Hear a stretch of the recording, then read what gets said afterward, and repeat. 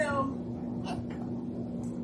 we are in the last days, guys. And I was sitting there and I'm like, what am I supposed to talk about? And the next thing you know, I'm at work doing all the things I'm not supposed to do, getting this all typed out because it just started flooding down. And I started thinking of all the things that the devil has been doing. We all know about COVID. We all know about the divide. We all know about the wars and the rumors and blah, blah, blah. All that's happening. But what I wanted to focus in on is what is he doing to us as the believers? He's ramped up on the world, but now he's ramping up even harder on us. And if you don't guard your heart at this time, you're going to get tripped up.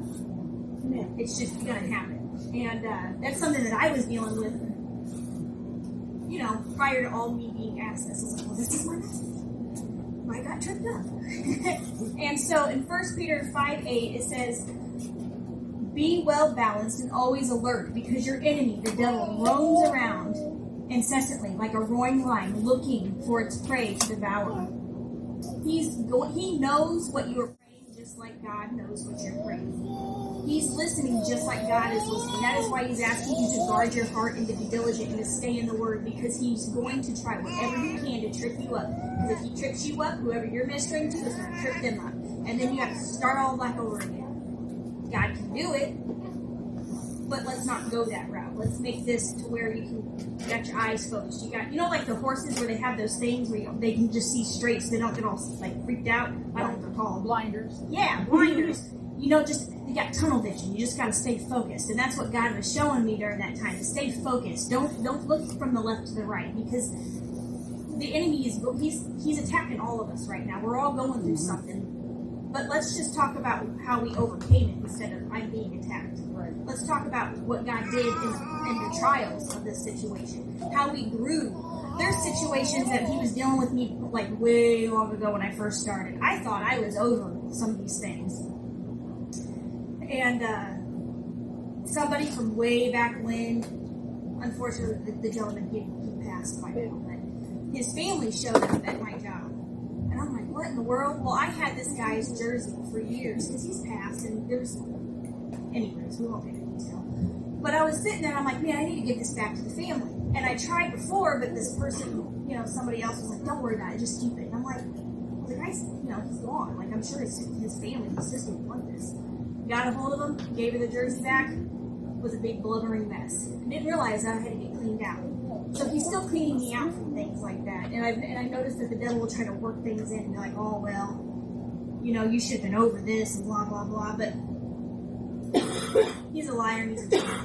And people got blessed during that. So, but during that, I also realized in 1 Corinthians 10:13, it says, there have no temptation taken you, but such as a common to man. But God is faithful, who will not suffer you to be tempted above that ye are able. But with the temptation also make a way to escape, that you may be able to bear it. Like I said, the devil's going to trip you up. We're all dealing with things, but God will always make a way for you to get out of it. There's never a, well, you know, I didn't hear you, or I didn't see a doorway to exit out. There's always a doorway to exit out. There's always a way to stop what you're doing and think. God is always talking to you. The question is, are you always listening?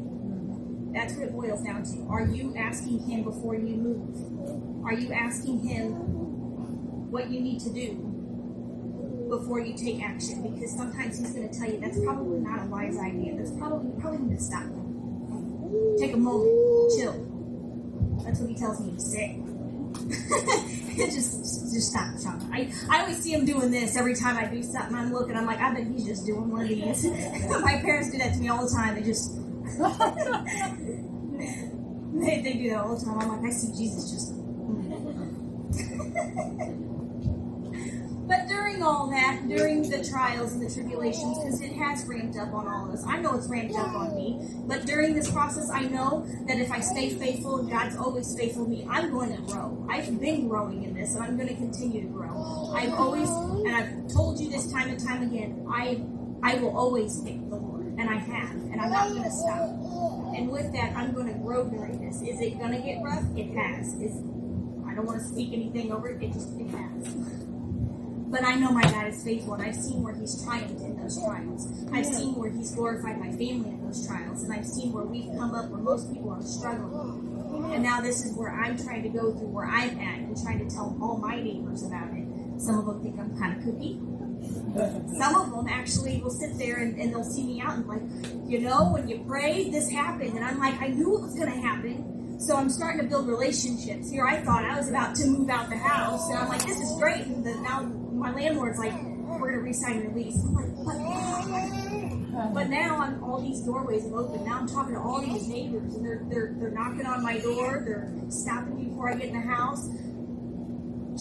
I don't want to get into their details, but they're pouring out to me, and I'm just sitting there like, really, like, okay, just all right, we'll pray. And then next thing they come back and say, it worked. I'm like, well, of course it worked. Of course, like, you all sit in church too. What are you doing? I'm like, it's the same word. Read it, pray it. It does so much, and it actually like I said, during your trials, when you're going through that and you're ministering to people. I just see me just feeling better. It does. It just makes you feel better when you see other people doing better. It's just, it's a blessing. It really is. So I don't think I'm going anywhere anytime soon. I know a lot of people there. But during the time, also Matthew 6:31, it talks about there to take no thought, saying what we shall eat, what we shall drink, or wherewith we shall be clothed. In the form that I had says, for all these things do the Gentiles and the non-believers. They think these things. Well, I need to get the good job. I need to go and get the best car, get the best house, get the best clothes. But He tells us as faith walkers to walk by faith. And as time goes, we are not going to see things getting better. I know everybody keeps saying, well, when it gets better. Well, you're in the better. So why don't you just lift your head up, dust your shoulders off, straighten your crown, and keep walking, because this is where we're at now. Amen. This is where we're standing right now. This is what we were chosen for at this point, at this time. So now is the time that we need to, as believers, go out and tell people, because what's sad is we are sitting here worried about what we're going through while everybody out there has no Jesus. What do you think they're going through? There is no hope. I'm seeing it all where I live. And it's devastating. Here I am that annoying neighbor now. I know I am. I've passed out, some Bibles to people like, here, take this. And I'm like, if you have any questions, and I know they're just starting to get irritating, or I'm getting irritating, but that's okay. They're seeds. And they're water. And so I know eventually there'll be fruit from this. But we have to stop worrying about what we're going through. I'm not saying God doesn't care. He does care. And He's going to work that out. And yes, go ahead and pray for yourself. You cannot not pray for yourself, because that's how you get out of things. But don't make it all about you. Don't make your prayers a selfish prayer, which I got ahead of myself. But that is something serious. Like you're always like, well, if I pray for this, maybe I might get this, But you can't do that. You just set yourself aside. What are they going through? When you first found the Lord, before you found the Lord, how did you feel? Emotionally, mentally, physically. That was before where we're at now. That was before we have all these crazy things happening. Now just think about that times 10 with all these people. So now we got to set ourselves aside. Now we have to think, what can I do for you? I can pray in my home. I hate to say that, block everybody out, because my house, my kids, it never fails. Every time I'm getting in there, I always get a tap on the shoulder and get out. And so, but you have to block people out. And I've seen that as my prayer life is growing, I'm seeing those that are being affected by it. And it's making me want to pray more now. Now it's like, well, now I don't even want to, everybody's like, well, did you see that show? Well, I didn't see the show. Now I got my music blaring, and my walls are thin, guys. Like, you shut a cabinet, man. You know when somebody's cooking dinner. So the people above me, beside me, and below me, I expect to see them in this church. I'm just saying. And I know they're so irritated, but it's just like, well, I'm praying for you guys. I know. but it is. I mean, you can hear a pin drop. It is crazy thin in those walls. But these things matter. And I've noticed the more that I'm pressing in, yes, the enemy knows. So now he's trying to,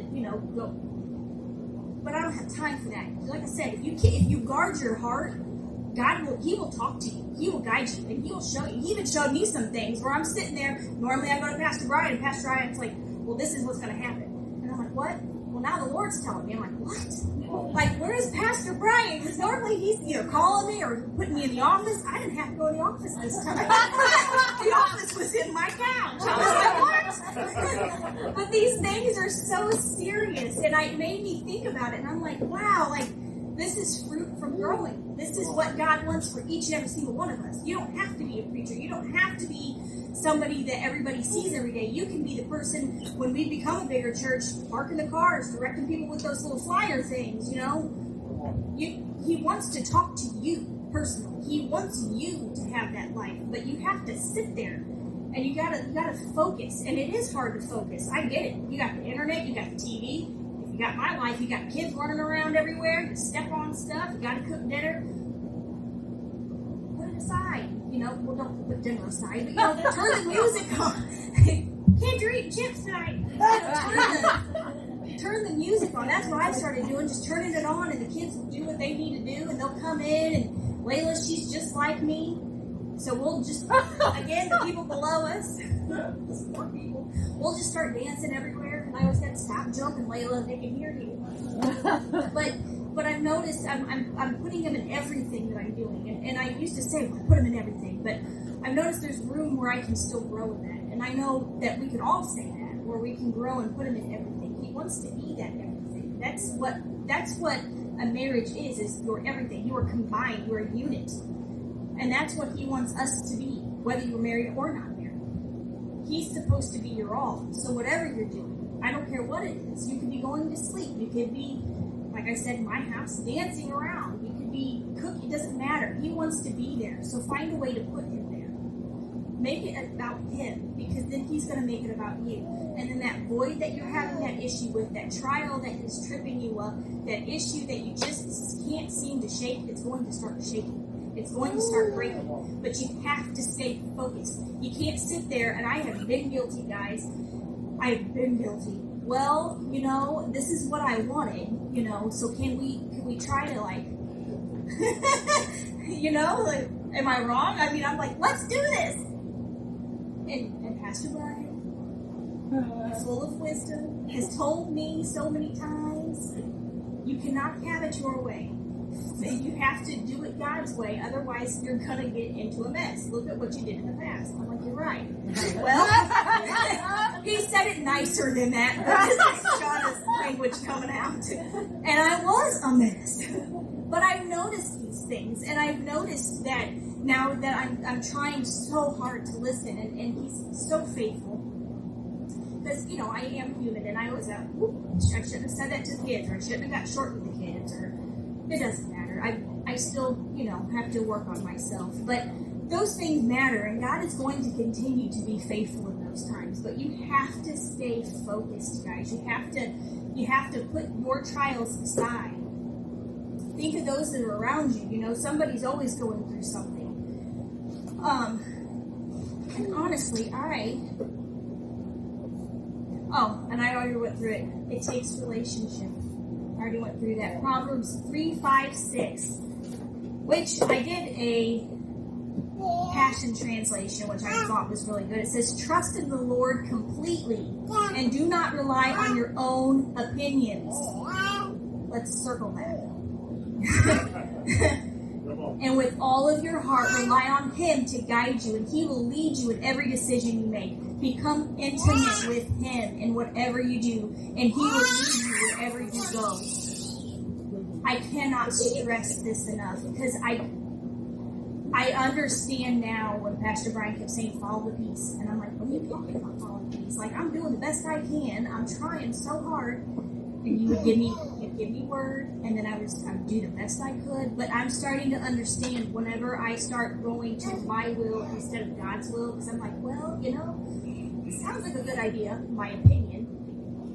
I feel that peace starting to fade, and I don't like that, because it does. It makes you sick. It makes you lose sleep, food, all that. It's just not. It's not a good situation. It's not good for anybody. So I've I'm starting to understand in depth what it means to not lose that peace. That peace is going to be your best guide. That is the Holy Ghost telling you to stop. You need to sit down, you need to stop, and you need to get your heart right, because we're thinking about your own personal feelings, your selfishness versus the people in the world. And that's a problem, because now you're focused on what you can gain. And it's not about what you can gain, it's about what heaven can gain. And you gotta set yourself aside. I was listening to Reckless Love in the car. It made me think about this, about how, and he explained how it's not that God's love is reckless. It's so intense that he has literally given everything. He gained nothing. He gained absolutely nothing for us. But he still not only made us, gave his son for us, and then rose again. He gave us the Holy Ghost on top of it. And then whenever we are that one out of the 99 that go, he will literally stop and do whatever it takes to get you to turn back. He will never stop loving you, and he will never stop working. But you have to understand, I don't think we'll ever understand fully his love until we get to heaven. And even then, I'm sure we'll just be blown away. But we need to understand that kind of love is the kind of love that this world is going to need now. We can't stop and think, well, they're going to break my heart, or they're going to do this, or they're probably going, yes, I did it. I did it to people, and I apologize to anybody that I did it to, because I was a jerk. I was. And you're going to get into people who have callous hearts and walls built up because they have been broken, abandoned, beat down, bruised, taken advantage of. And it's not going to get any better, guys. It's just going to get darker. So we need to shine so much brighter. You're going to have to just put your shield on, guard your heart, and love him anyways. And that's not just a saying anymore. This is now. You're going to have to just suck it up and go. Yeah. We are warriors now. This is not just some funny little game that everybody keeps saying. This isn't a movie. This isn't. You got 9 lives, and then you start the video game up, and there you go. You're all over it. This is the end time. This is it. We got some people one shot. Now that's not everybody's case, but some people you got one shot, and that one shot is going to make the difference. That one shot, that one person that you don't think much about, that one person could be the person that's supposed to reach hundreds of thousands of people. What then? This is. We are at that point now, guys. We have to be vigilant. We have to constantly, when you're in love with somebody, what do? You think about them constantly. They are constantly on your mind. What are they doing? What are they wearing? I wonder what they want for dinner. I wonder, my children, I wonder what kind of messes they got on their clothes. What kind of stains am I getting out today? But I'm constantly thinking about them. I wonder how school was. I wonder if they made friends. I wonder how, that's how God wants us. I wonder who he wants us to. And now it's, God, what do you want today? Open a door today. God, open that door. I know I'm supposed to, because there's people that I know I'm supposed to be ministering to. And again, I'm that annoying neighbor.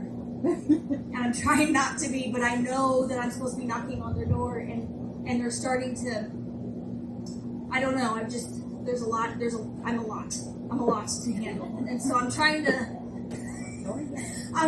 bring it down, but it's so hard. So every time we're talking, I'm like, well, and I start bringing up Jesus, and I'm always they're always so happy. I'm like, well, what about that, guys? And then it's just, I'm a lot. These neighbors, they have no idea. They do, actually. They hear me.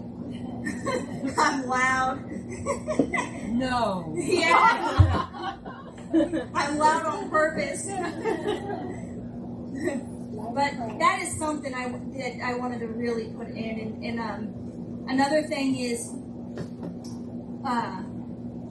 Romans 15:13. He says to stay filled. That means stay in the Word. Stay in prayer. I don't care. Right now it's easy with masks on, guys. If you work at a job like I work at, where there's hundreds of people coming in and out, they can't see my lips moving. And seriously, so right now it's easier if with your mask. Just say something.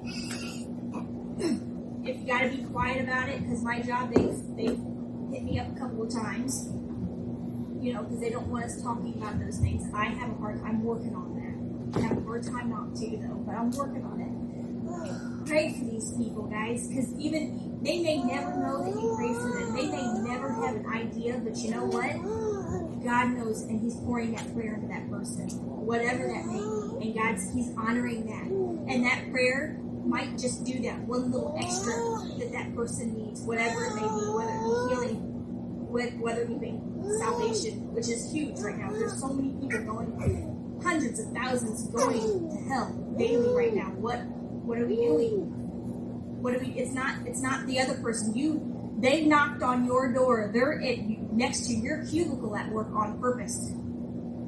This wasn't just so and so again because they go to church. I don't care if they go to another church. You're not asking them to come here. You're asking them to become a real believer, don't play church. I've done it. And I'm saying, regardless who they are, it doesn't matter. We need to be there. We need to always be in, because now we can just pop out words. We can pop out verses, things that are just, it's going to resonate, whether they understand it or not, more than likely they're not.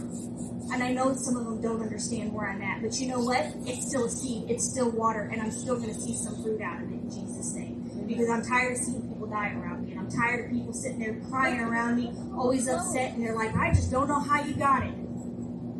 Again, it's Jesus. It's not me, and it's the peace, and it's the joy, and I'm trying to tell you how to get it. In Jesus' name, they're going to get it. You frustrate me. Now I know how bad I was in the beginning. My good Lord in heaven. I probably got a lot of prayer and a lot of this, Pastor Brian. A lot of this. And I did, like I said, I did get a little ahead of my message. Don't be selfish. And I want to reiterate that because it's so easy to do that. Like, oh, well, if I pray this, He's going to honor it, but that doesn't mean He's going to honor it the way you want it. And more the chances, if you're thinking about it, you're probably not going to get it. So you might as well just stop and then do what you're called to do to begin with and just stick to His plan, because it's always everybody grows and everybody wins when it's Him. All right, it's our opinions. We might have an opinion, but that we don't see everything. He sees where everybody's going at a constant pace. He sees what any time that you pour into somebody, He sees where that goes. When we're sitting here in our feelings, that's just like everybody else. That you're not showing anything. You're showing what the rest of the world does, and the world has enough of that. There's too much of that. Everybody has an opinion. Everybody wants to know everybody's opinion. I don't care what kind of soda you like. But they have it on there. What's your favorite soda? Who cares? Who cares? I mean, seriously, unless you're going to buy me the soda, I don't want to talk about it. I don't care. Like, seriously. But this is the thing that people are in. And yes, there's times when you want to like show stuff and people are happy for you, but we have enough opinions, guys. Now we have to be opinion crushers. We need to be vocalists. We need to sing. We need to dance. We need to praise Him however you need to praise Him. There's so many different ways of praising Him, and we need to be those people that people see the difference in. They see it, but are we showing it? When they come up and ask us, are we ready to give them the information they need? Are we ready to pour out? Are we ready? I don't want to say vulnerable where it breaks your heart, but a friendship, man. These people are broken. So this isn't just somebody that you get to sit up there and talk to them and say, oh, blah, blah, blah, blah. You're going to pour into them. That's what Jesus did. He became your friend, and then you broke His heart, and He still is your friend. And you broke His heart, and you were still His friend until you came up and came out and realized what you did. Then you apologized, and then you kept going and kept going with you. That is what we are called to do. So they're going to break your heart. You're going to get back up. You're going to straighten your crown. You're not going to be all upset because you did it to somebody too. You know what? Get up, dust yourself off, and go back in there. Right. Amen. They are showing you what the world showed them. People, they act on what they have been given. It's not going to change unless you change it. So you have to be that. It's a circle. You got to be that stopper in the circle. You got to spin in the other direction. Because then what happens is somebody showed it to you, so now it's your turn to show it to somebody else. It's going to be hard. You probably are going to have some tears. I don't know what to tell you. It's just every tear that you sow, it'll reap in joy. It's in the Bible. So just take that and hold on to it if it's going to be like that, and just keep going, because what's going to happen is they're going to start going the other direction, and then they're going to reach somebody else, and you're going to have to teach them not that sloppy agape stuff, but the same stuff that you're being told now. It's going to be messy. It's going to be messy, but you know what? Even though my life is somewhat chaotic now, it is nothing compared to when I did not have Jesus. It is nothing compared. Yes, I still have trials and tribulations. Yes, I still go through things. But you know what? I remember what it was when I didn't have Jesus, when I went through these things. And I'm telling you, I will always choose Jesus every time. Always. You're not going to change my mind. And this is the time that we need to show these people this. This is game on, guys. And I mean, and I remember you saying you're gonna have to minister to people in different ways that you never have before. And wouldn't you know it? I'm getting messy. I'm like, ooh. I'm like, Lord, am I doing right? You know, because I don't want to. Because it is serious. These are people's lives on the line. And then some of these people, they have families, so they haven't even been to church, and now they got little ones. And I'm sitting here like, I remember that. And so some of these people are really tugging on the heartstrings here, and it's messy. But I'm gonna see fruit in Jesus' name. I'm gonna see these people in here. It's gonna happen. And also, I want you guys, Jesus, He will help us. It says, I am Yahweh, your mighty God. I grip your right hand and won't let you go. And I whisper to you, do not be afraid. I am here to help you. So keep that in mind anytime that you're going in the battlefield. You know, sometimes when I told Pastor Brian I'm like working out, I'll sometimes see myself in like armor. Like, what am I doing? He's like, because you're fighting, you're getting to that point. And so, but there's also those times when you want that intimacy with God and you're going in. Think about it. He's holding your hand. He's beside you. He has not left you. And while He's beside you, you've got angels in front of you, you got angels behind you, so you're just sitting pretty, guys. You're just sitting right in the middle of all of it. You're in the middle. He's in the fire with you. He's in that furnace. And then you got all these angels. Remember that circle that goes the other way? That's them. And they're just sitting there. And I know sometimes we're like, well, what's going to happen? I don't understand. But that's when we got to stop. Because when He's saying think on the good things, that's part of it, being in the battleground. You can't ask yourself what's going to happen. Because 9 times out of 10, actually 10 times out of 10, if you're me, it never pans out what you're thinking. You got all these things, you got all these scenarios, and now one of them pan out. It's always something way different, and it's always something so wonderful when it's with God. And so now we got to stop, and we got to be in here, and you need to realize that Jesus is standing right here. And when He's asking you to do it, He's going with you. He's not watching you do it. He is watching you do it, but He's also with you doing it. He's going to guide you. When you're sitting there like, well, why did I say that? Or why did I do that? You know what? Because Jesus has control over all of these things. And if you're willing and you humble yourself and you seek Him, He will guide you. He wants you to, when He says like unevenly yoked, He wants you to be on the same wavelength as Him. So He's not tugging, He's not pulling. He just sits there and He guides you. So He's guiding you with His eye, and you're just like, oh, I'll just do this. And, I don't know, buy somebody an apple. Who knew the apple would have been something so miraculous to that person, but it was. And you have no idea why you did it, but you did it. And that changed that entire person's life around. That changed their whole perspective on people around, because everybody around them showed them how not to love. This is important now. This is, and like I can't stress enough, because I hear it all day at work. I am in the medical field, and I hear it all day. This has to change. This has to change. And it's not going to change. It's going to get worse, and we are going to shine brighter, and we are going to see fruit.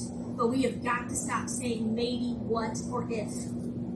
Right. Life and death is in the tongue. And you have to speak it forth. I'm going to see those people saved. I'm going to see them make it. I'm tired of seeing people die around me. I'm going to see them. They're going to be in heaven. I might not see them in my church, but I'm going to see them in my forever realm. Because we are not looking for here. We are looking for there. Right. And there matters. There is where we're all trying to get. But so many people have this thought, if you just believe. Well, the devil believes too, and look where he's going. They don't serve iced tea in hell, y'all. And you know what? There's no sunscreen. So some of you, if you're like me, you really need to think about that because it's going to be hot. And I'm a winter person. It doesn't look good on me. But you guys got to really think about that. You guys got to really think about that. These people have this thought that this is what, just believe and it'll be okay, but it's not okay. Yes, believing is part of it, and it's a solid part because you need to believe Jesus died for you, but it is so much more than that. It is a relationship. It is work. It is all of you poured in. So many people think that you just sit in that church pew and that you gain what you need. Well, if you don't work and act on it, if you don't focus it and work it out like a muscle, you're not going to get anything. You're just sitting there wasting your time. You're going to get up there and you're going to be real confused and real sorry when that time comes. We don't have time for that. We don't have time for that. We have time to get people and get them now because time it's speeding up, guys. Time it's of the essence. We don't have time to sit here and watch people and say, "Oh, I feel so bad for them." Well, good. You feel bad for them, start praying for them, and you start declaring in Jesus' name. You're going to sit in that pew. I guarantee it. My prayer list. I got a whole thing on my table now, and it's just full of things. I'm tired of people sitting there messing around. I'm done. I'm over it at this point. I'm just over it. But I also want to say during this time, you guys have to realize we need to encourage not just each other, but ourselves. Because I understand this now too. Granted, I am nowhere where you guys are. But as you grow, it gets lonely.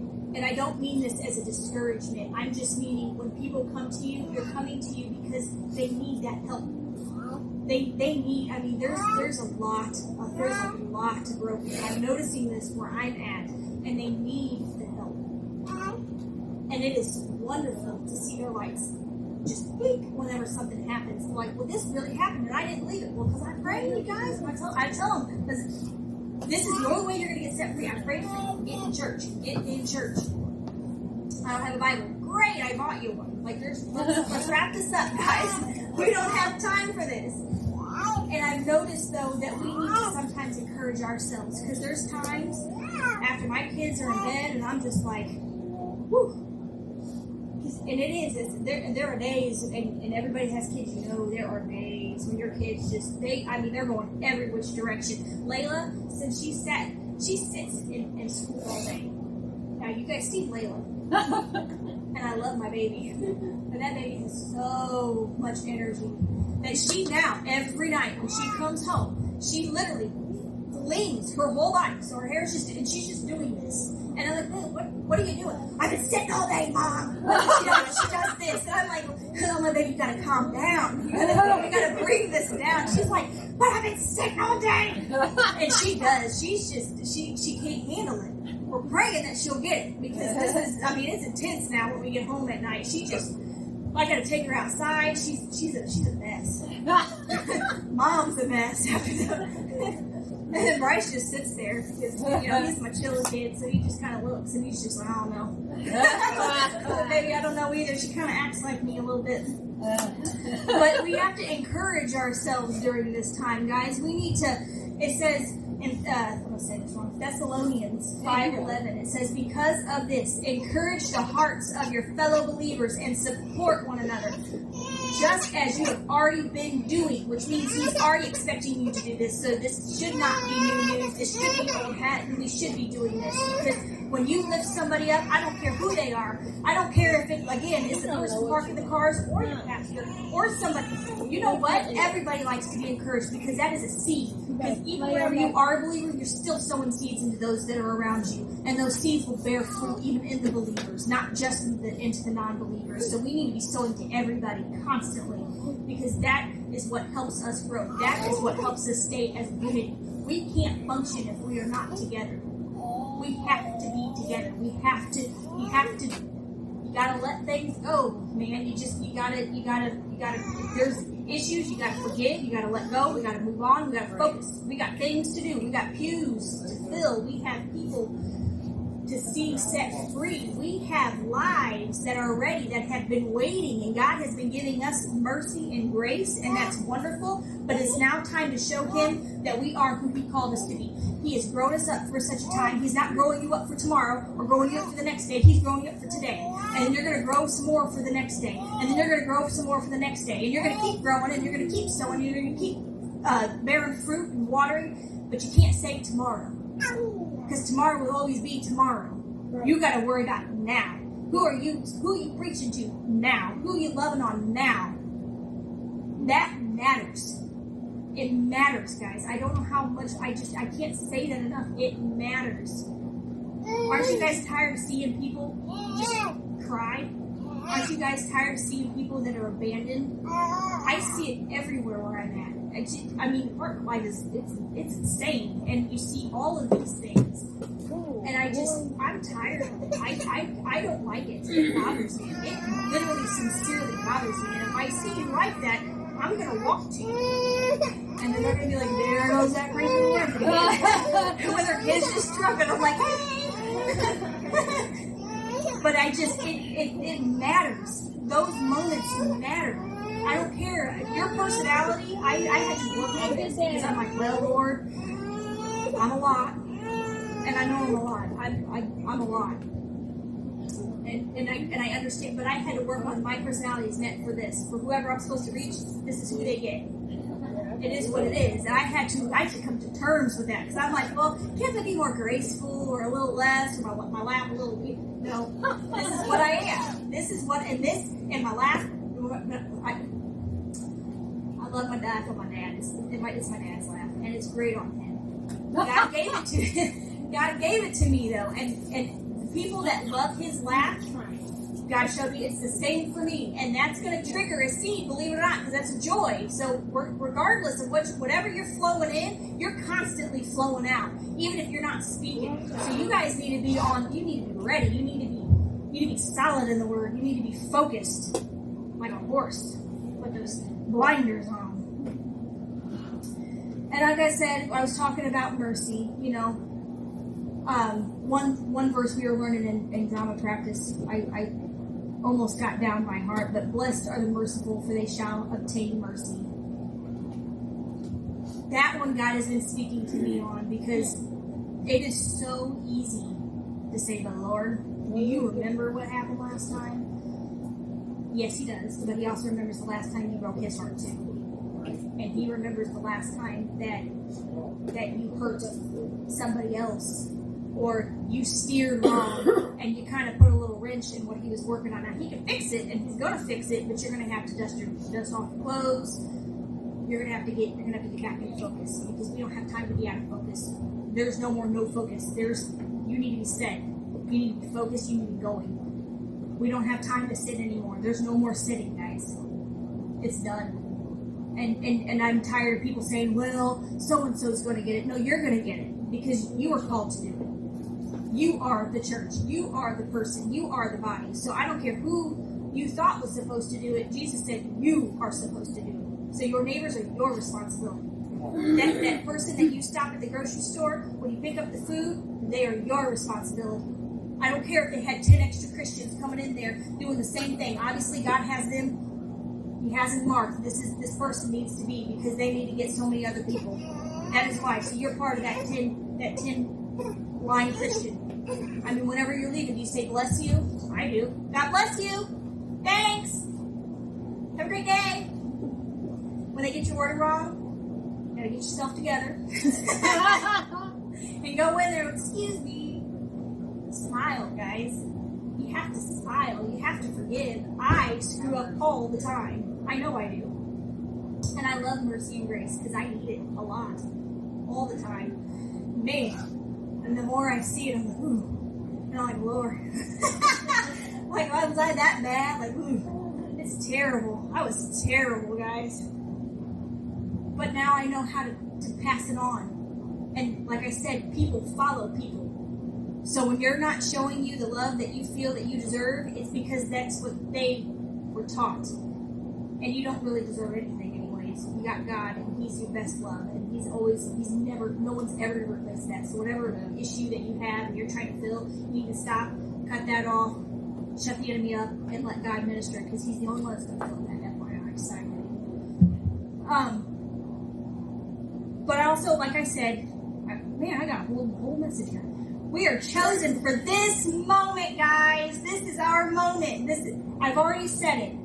We are the generation. We are, in Peter 2:29, it says that we're the generation. There's more to it. It says to be a royal priesthood, a holy nation, a peculiar people. I always thought that meant just be kind of weird, because I always say I'm a little weird, guys. I know I'm a little weird, but that's not what he means. He means to be peculiar, to be the to be the odd man out, that everybody's going this way, but you're standing this way. When somebody comes in, and like I said, when they see you, when your light is shining, always you're gonna be a pincushion. It's just gonna happen. It's gonna hurt sometimes. You're gonna cry sometimes. You're just gonna keep smiling. You're just gonna have to get over your feelings. He cares about your feelings. Don't get me wrong, but we already know where you're going, so you're set. You're going to have to worry about them now. You're going to have to set yourself aside, because we also know where they're going. So, I mean, to put for a lack of a better term, is your pride really that big of an issue?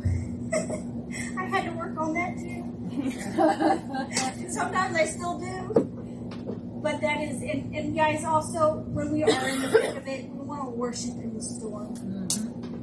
I am working on that. I've gotten better, but man, I'm gonna tell you, and I know you always say, oh, you only know what God tells you. God tells you everything. I would say that. He tells you everything. Like, only when he wants me to know everything.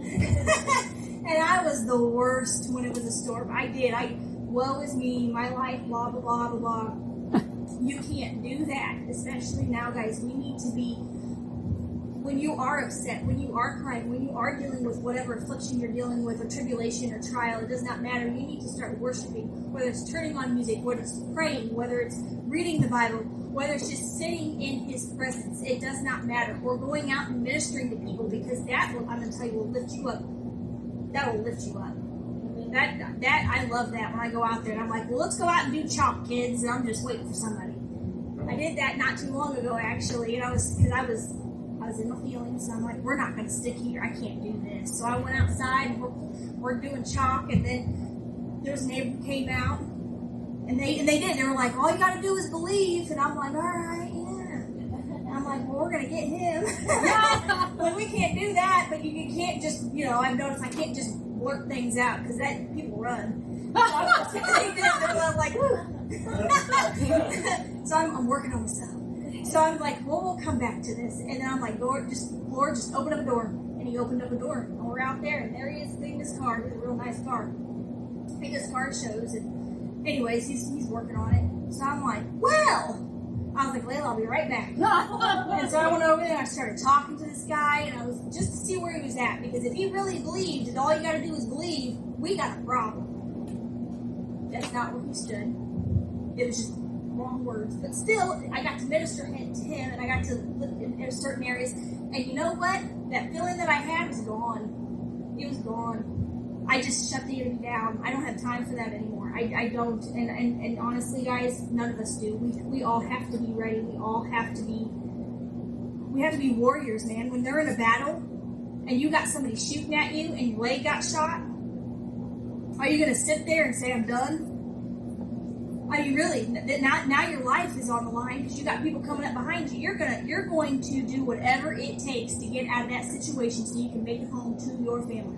Am I wrong? You're going to do whatever. You're going to get dirty. You're going to have tears, blood and sweat. And you're going to be nasty, but you're going to do it. You're going to do whatever it takes. That's us now. Whatever it takes, as long as it follows the word of the Lord. But whatever it takes, guys, that is what a real warrior is. That is who we are. There's no more, it's my neighbor or the next person in the pew sitting next to me's turn. It's your turn. You're up. It's done. And another thing, and I'm almost done, guys, is the Lord is not slow. I know when I pray, I'm like, again, that house that I was like, oh, I'm gonna get, and then I gotta resign another lease. He's not slow. He's doing everything on purpose, for a purpose. I don't have to know the whole purpose. I'm finding it out as I talk to him. I'm like, give me more, Lord. And he stops because I don't need to know anymore. Sometimes that knowing more can hinder us because now we're going to try to do it in our own will, or we're thinking, oh, well, it's already set in stone, so we're just going to let that alone. Sometimes that knowing more is too much. So we got to be right where we're at. Be ready right where we're at. He's going to answer those prayers. He's going to answer those. Whether you're praying for somebody else, whether you're stepping in the gap for other people, whether you're praying for something for yourself, He's going to answer them. Maybe not the way you want them to be answered, but that's the glory of it, because then it's God and not you. You see Him and not you. And then you can go off and say, let me tell you a story. This is what happened, guys. This is what happened in my life. This is where I'm at now, because this is what I chose. You guys, it's so remarkable having this relationship with Him, and we're going to continue to grow as a church and be more intimate. But now it's the time that we also need to take that intimacy and we need to go out to our jobs. We need to go out to our stores. We need to go out to whomever it is. And we need to pour into them, because that's the only way these pews are going to get filled. That is the only way we're going to see souls saved, set free, and delivered. And that's the only way that we're going to see God's rain just flow over. If we want to grow, then that means we need to grow. So we need to put on our boots and our army gear, and we need to get out there. And don't worry about yourself, because God will take care of you. He's taking notes. But that does not mean when they hurt you that you break God, get them. Get them, Lord. Because that's when the mercy and grace comes in, guys. Now we got to think, I remember when I was like this, and this is what happened. So I'm going to show the same thing. And it hurts. But I'm going to watch them grow, and then I'm going to watch them shine, and I'm going to watch them reach somebody else, and then it's going to continue. This is our moment, guys. This is it. Amen. What an awesome word. Amen. Amen. First, I want to say my feet are broke in the middle of that. Woo, hallelujah. Stopped sweating. I'm thankful for that. And I will say, as a proud papa moment, she did a great job. Amen. It's been a long way. Yeah, give her another hand. That's all right. I was good Christian. And y'all do pay attention. Sometimes you begin to wonder. No, it's good stuff. God's looking for good things. So pay attention. And I believe God, it's funny because I put a Facebook post out last night that summed up a little bit of her message. And then yesterday with me and Pastor Tammy, which she got me out of the house late yesterday afternoon just to get a drive. I hadn't been out all week and I was resisting. And so we went for a drive. We're riding off into the sunset. It sounds so romantic until the sun's behind me. And as we're riding, the Lord starts speaking to me. Pastor Timmy doesn't know what to do with me 99% of the time. Let's just be honest. But you don't know when I'm speaking prophetically and when I'm being honorary. I know how can you confuse the two? So we're riding off, and the Lord starts speaking to me, and I'm like, when you're riding into the sun, when you're going to the sun, and you're focused on Him, you can't see anything else. You can't. And as you come, He's purifying, He's burning off all the other stuff. And but there's always distractions of maybe your peripheral vision that are trying to grab your attention.